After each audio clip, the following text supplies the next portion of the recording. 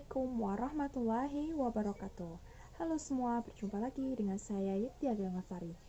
Di video kali ini kita akan membahas materi tentang Proklamasi Kemerdekaan Negara Kesatuan Republik Indonesia.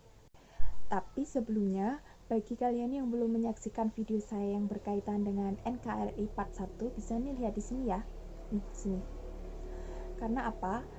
Di NKRI Part 1 ini kita akan membahas tentang Indonesia ketika berada di masa penjajahan Belanda, Inggris, dan sebagainya. Lalu kita lanjutkan untuk yang NKRI Part 2. Bagi yang belum menyaksikan, bisa loh lihat di sini ya. Nanti aku cantumin di sini. Oke. Nah, di NKRI yang Part 2 ini kita membahas tentang Indonesia ketika di masa penjajahan Jepang. Nah, setelah ada dua fase tersebut, barulah Indonesia itu akan melaksanakan proklamasi kemerdekaan. Di video kali ini kita akan membahas materi proklamasi kemerdekaan Negara Kesatuan Republik Indonesia, yaitu yang berkaitan dengan sejarah dan ada beberapa peristiwa-peristiwa penting di sekitar proklamasi kemerdekaan Indonesia. Jadi, simak terus video ini sampai selesai ya. Terima kasih. Keep on watching. Assalamualaikum warahmatullahi wabarakatuh. Halo, berjumpa lagi. Di video kali ini kita akan membahas materi proklamasi kemerdekaan. Namun sebelumnya jangan lupa ya untuk menyaksikan video saya yang sebelumnya, yaitu NKRI Part 1 ketika Indonesia berada di masa pendudukan Belanda, dan yang Part 2 ketika Indonesia berada di masa pendudukan Jepang.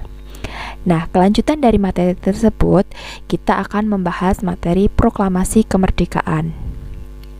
Kita akan membahas sejarah dan peristiwa penting dalam proklamasi kemerdekaan. Langsung saja kita simak video berikut ini. Peristiwa sekitar proklamasi kemerdekaan Indonesia. Ada beberapa hal yang akan kita bahas, yaitu pertemuan di Dalat, kemudian berita kekalahan Jepang, peristiwa Rengas Dengklok, kemudian perumusan teks proklamasi itu sendiri, lalu ketika proklamasi itu dibacakan dan diumumkan kepada masyarakat Indonesia. Langsung saja,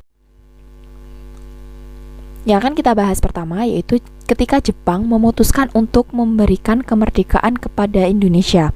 Hal ini didasari atau ada penyebabnya. Tidak serta-merta Jepang itu langsung memberikan kemerdekaan kepada Indonesia. Jepang pada saat itu sudah lemah, kalah. Karena apa? Amerika Serikat telah menjatuhkan bom atom ke Hiroshima dan Nagasaki, yaitu ke Hiroshima pada tanggal 6 Agustus 1945 dan di kota Nagasaki pada 9 Agustus 1945. Ini meluluhlantakkan Jepang pada saat itu, sehingga Jepang itu kalah, kemudian dia memberikan janji manis kepada Indonesia untuk memerdekakan Indonesia. Oke, berita kekalahan Jepang. Jadi setelah kota Hiroshima dan Nagasaki dibom atom oleh Amerika Serikat, Jepang benar-benar luluh lantak dan benar-benar kalah. Sehingga pada tanggal 1 Maret 1945, Letnan Jenderal Kumakichi Harada mengumumkan dibentuknya Badan Penyelidik Usaha-Usaha Persiapan Kemerdekaan Indonesia atau BPUPKI. Kalau dalam bahasa Jepang ini dinamakan Dokuritsu Zunbi Kosakai. BPUPKI sendiri diketuai oleh Dr. KRT Rajiman Widyodiningrat dan ada dua wakil. Yang pertama wakil ketuanya dari Indonesia, Suraso, dan wakil ketua yang dari Jepang itu ada Ichibangese Yusio. Ichibangese Yusio ini mewakili Jepang sebagai wakil ketua BPUPKI. Nah, anggota dari BPUPKI ini ada 63, ditambah 7 lagi untuk pada tanggal 10 Juli 1945. Pelantikannya berada di Gedung Jambon, Jakarta. Nah, BPUPKI mengalami 2 sidang atau melaksanakan 2 kali sidang. Sidang pertama yaitu 29 Mei 1945 sampai 1 Juni 1945, yaitu membahas dasar negara. Nanti akan saya jelaskan kembali, saya coba untuk paparkan kembali ketika Pancasila itu lahir. Kemudian sidang kedua tanggal 10 sampai 17 Juli 1945 yaitu membahas Undang-Undang Dasar. Oke, sidang pertama tanggal 29 Mei sampai 1 Juni 1945. Mr. Muhammad Yamin yaitu pada tanggal 29 Mei 1945 mengemukakan 5 dasar, yaitu peri kebangsaan, peri kemanusiaan, peri ketuhanan, peri kerakyatan, dan kesejahteraan rakyat yang secara tertulis dituangkan sebagai berikut: ketuhanan yang Maha Esa, kebangsaan persatuan Indonesia, rasa kemanusiaan yang adil dan beradab, kerakyatan yang dipimpin oleh hikmat kebijaksanaan dalam permusyawaratan perwakilan, dan keadilan sosial bagi seluruh rakyat Indonesia. Masih di sidang yang pertama tadi, sekarang pada tanggal 31 Mei 1945, Dr. Supomo itu juga memiliki 5 landasan, yaitu persatuan, kekeluargaan, keseimbangan lahir dan batin, musyawarah, dan keadilan rakyat.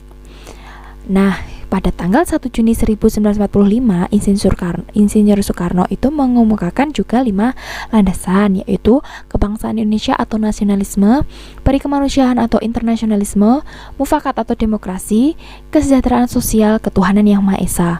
Lalu ada rumusan Trisila yaitu sosionalisme, sosiodemokrasi, dan ketuhanan. Lalu ekasilanya adalah ketuhanan.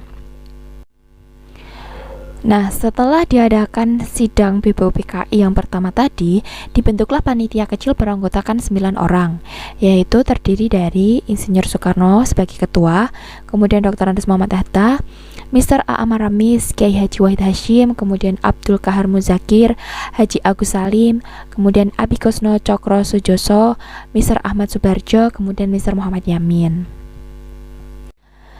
Tanggal 22 Juni 1945, Insinyur Soekarno melaporkan hasil kerja Panitia 9 yang memuat rancangan asas dan tujuan Indonesia Merdeka, yaitu dinamakan Piagam Jakarta. Oh ya, tadi pada tanggal 1 Juni 1945 merupakan hari lahirnya Pancasila. Nah, Piagam Jakarta ini mengalami perubahan pada sila pertamanya. Yang tadinya itu berbunyi seperti ini: ketuhanan dengan kewajiban menjalankan syariat-syariat Islam bagi pemeluknya, lalu diubah menjadi ketuhanan yang Maha Esa. Hal ini dikarenakan Indonesia itu memiliki keanekaragaman dan kebebasan memeluk suatu agama. Jadi harus diubah supaya tidak terfokus pada syariat-syariat Islam saja, karena kan pada saat itu sampai sekarang ini Indonesia itu mengakui berbagai agama. Pada tanggal 10 sampai 17 Juli 1945, BPUPKI ini mengadakan sidang yang kedua dengan tujuan membahas rancangan Undang-Undang Dasar. Kemudian membahas bentuk negara, wilayah, kewarganegaraan, rancangan Undang-Undang Dasar, ekonomi dan keuangan, pembelaan, pendidikan dan pengajaran.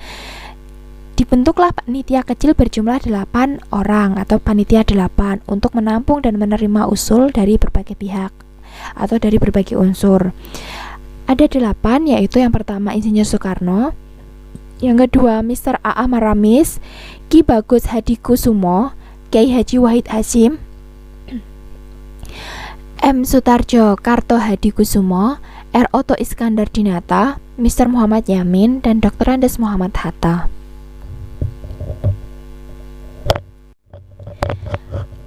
Setelah BPUPKI ini dibubarkan pada tanggal 7 Agustus 1945, dibentuklah yang namanya PPKI atau Panitia Persiapan Kemerdekaan Indonesia. PPKI ini dalam bahasa Jepang dinamakan Dokuritsu Junbi Inkai. Kalau tadi yang BPUPKI Dokuritsu Junbi Kosakai, nah PPKI Dokuritsu Junbi Inkai. Diketuai oleh Insinyur Soekarno sendiri, kemudian wakil ketuanya adalah Dr. Andes Muhammad Hatta, lalu untuk penasehat ada Ahmad Subarjo. Nah, kita akan masuk ke beberapa peristiwa. Jadi kalau tadi itu kita runtutan ya, mulai dari ada sidang BPUPKI, dibentuk PPKI, kemudian ada dibentuknya BPUPKI, kemudian PPKI. Nah, sekarang ada yang namanya pertemuan di Dalat, yaitu pada tanggal 12 Agustus 1945. Dr. Rajiman Widyodinirat ini bersama Insinyur Soekarno, Dr. Andes Muhammad Hatta memenuhi undangan Jenderal Terauchi untuk melaksanakan pertemuan. Kemudian peristiwa yang selanjutnya itu adanya perbedaan pandangan antar kelompok pejuang. Jadi ada dua, yaitu kelompok pejuang senior atau yang tua, kemudian yang pemuda. Nah, untuk yang senior ini ada Insinyur Soekarno, kemudian Muhammad Hatta. Itu beranggapan bahwa proklamasi itu harus disiapkan secara matang dan harus dibicarakan dalam rapat PPKI. Nah, sementara untuk kelompok pejuang muda atau para pemuda ini yang dipimpin oleh Sultan Syahrir dan Hairul Saleh ini, proklamasi harus dilaksanakan secepat mungkin tanpa menunggu rapat PPKI yang dibentuk oleh Jepang itu tadi. Nah, sehingga ini tuh memicu berbagai kontroversi dan pendapat, terjadinya silang pendapat di kelompok senior dan kelompok muda. Pada tanggal 15 Agustus 1945, pihak pemuda yang dipimpin Wikana dan Darwis itu mendesak Insinyur Soekarno dan Dr. Andes Muhammad Hatta untuk memproklamasikan kemerdekaan pada tanggal 16 Agustus 1945. Tetapi usulan tersebut ditolak oleh Insinyur Soekarno dan Muhammad Hatta dengan alasan itu tadi. Jadi proklamasi itu bukan perkara hanya saja membacakan dan sebagainya, harus mempertimbangkan berbagai hal dan harus disiapkan secara matang, secara lebih siap. Jadi usulan tersebut ditolak oleh Insinyur Soekarno dan Muhammad Hatta. Oke, karena ada penolakan yang dilakukan oleh Insinyur Soekarno dan Muhammad Hatta tadi, memiculah peristiwa Rengas Dengklok. Diawali karena perbedaan pandangan antara kelompok muda dan kelompok tua tadi, yaitu tentang waktu dan cara pelaksanaan proklamasi. Kalau kelompok muda itu pengennya cepat gitu loh, tanggal 16 itu diumumkan, diproklamasikan Indonesia, kemerdekaan Indonesia itu. Tapi kelompok tua itu belum, karena masih menunggu rapat atau sidang PPKI. Nah, proklamasi kemerdekaan itu bukan perkara yang mudah dan pada saat itu benar-benar dipikirkan oleh para pejuang kita ya, para pahlawan kita. Nah, Rengas Dengklok ini adalah salah satu daerah di sebelah utara Karawang, Jawa Barat. Pada pukul 4 dini hari 16 Agustus 1945, Insinyur Soekarno dan Muhammad Hatta ini dibawa ke Rengas Dengklok untuk diamankan supaya tidak mendapatkan pengaruh dari Jepang. Niat hati si para pemuda ini tadi untuk membuat Insinyur Soekarno dan Muhammad Hatta ini tidak ada pengaruh dari Jepang. Pengennya Indonesia ayo dibuat langsung merdeka gitu, membacakan proklamasi. Oke, sekarang kronologi proklamasi kemerdekaan Indonesia. Ada 3 bagian. Yang pertama adalah perumusan naskah proklamasi kemerdekaan. Di dalam perumusan naskah proklamasi kemerdekaan ini dilaksanakan di Rumah Laksamana Maida di Jalan Imam Bonjol nomor 1 Jakarta. Adapun untuk tokoh yang menyusun naskah proklamasi yaitu Insinyur Soekarno, Dr. Andes Muhammad Hatta, dan Mr. Ahmad Subarjo. Itu yang menyusun naskah itu 3 tokoh tadi. Kemudian untuk tokoh yang menyaksikan penyusunan naskah itu ada Sudiro, kemudian ada BM Diah dan Soekarni. Nah, atas usul Soekarni lah naskah proklamasi itu ditandatangani oleh Insinyur Soekarno dan Muhammad Hatta atas nama bangsa Indonesia. Kemudian tokoh yang mengetik naskah proklamasi itu adalah Sayuti Malik. Next, kita ke subbagian yang kedua yaitu upacara proklamasi kemerdekaan. Nah, berdasarkan kesepakatan, teks proklamasi kemerdekaan Indonesia itu akan dibacakan pada 17 Agustus ya 1945 di lapangan Ikada. Itu kesepakatan awal seperti itu. Nah, namun pasukan Jepang itu telah mengepung dengan ketat lapangan Ikada.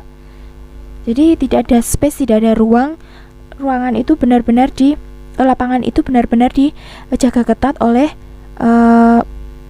Jepang pada saat itu. Nah, kemudian pada tanggal 17 Agustus juga pembacaan teks proklamasi tetap dilaksanakan, hanya saja bertempat di kediaman atau di rumah Insinyur Soekarno, Jalan Pegangsaan Timur nomor 56 Jakarta, yaitu pada hari Jumat 17 Agustus 1945 pukul 10 waktu Indonesia Barat. Nah, yang menjahit bendera merah putih, sangsaka merah putih itu adalah Ibu Fatmawati yang merupakan istri Insinyur Soekarno. Kemudian pengibar bendera yaitu Suhud dan Kukandolati. Adapun untuk penyebar luasan berita proklamasi kemerdekaan itu ada berbagai cara ya.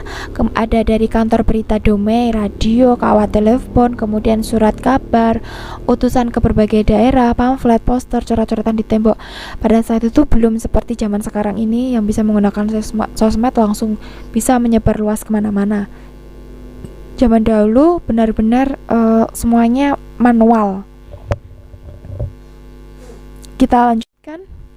Nah, setelah adanya proklamasi kemerdekaan itu ada sidang PPKI. PPKI mengalami 3 kali sidang. Sidang yang pertama yaitu tanggal 18 Agustus 1945 yaitu mengesahkan dan menetapkan RUU menjadi Undang-Undang Dasar. Kemudian memilih dan menetapkan Insinyur Soekarno sebagai presiden dan Dr. Andes Muhammad Hatta sebagai wakil presiden. Kemudian adanya rencana pembentukan Komite Nasional Indonesia. Nah, untuk sidang yang kedua yaitu tanggal 19 Agustus 1945, yang pertama menetapkan 12 kementerian sebagai pembantu presiden, kemudian menetapkan wilayah Indonesia menjadi 8 provinsi sekaligus menunjuk para gubernur, kemudian usulan untuk membentuk tentara kebangsaan. Lalu untuk sidang yang ketiga yaitu tanggal 22 Agustus 1945 yaitu membentuk Komite Nasional Indonesia, kemudian membentuk PNI sebagai satu-satunya partai di Indonesia, tapi itu dibatalkan ya, tidak jadi. Kemudian yang ketiga membentuk Badan Keamanan Rakyat atau BKR.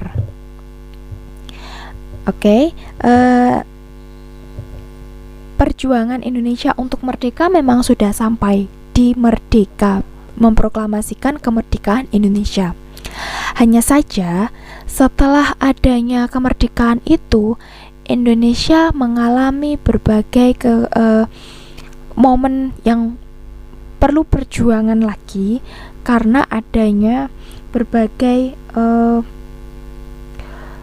dalam mempertahankan kemerdekaan Indonesia itu ya ada berbagai hambatan untuk meraih wilayah, kemudian untuk menata kenegaraan Indonesia itu seperti apa. Tapi itu akan kita bahas di lain kesempatan. Oke, jadi gitu teman-teman, terima kasih ya telah menyaksikan video ini. Semoga ini dapat bermanfaat. Banyak sekali kekurangan, saya mohon maaf yang sebesar-besarnya. Sampai jumpa di video selanjutnya tentang perjuangan mempertahankan kemerdekaan. Jadi setelah Indonesia merdeka itu tidak langsung enak-enak loh. Tidak langsung semuanya langsung merdeka, apa-apa merdeka, tidak. Masih ada perjuangan yang luar biasa dalam mempertahankan kemerdekaan. Kemudian adanya Belanda itu datang lagi ke Indonesia, ada agresi militer Belanda 1, 2 dan sebagainya, masih merebutkan wilayah dan sebagainya. Ada banyak sekali perjanjian-perjanjian. Nah, kita tunggu ya video selanjutnya. Sampai jumpa. Terima kasih telah menyaksikan video ini. Terima kasih atas atensi yang diberikan. Assalamualaikum warahmatullahi wabarakatuh.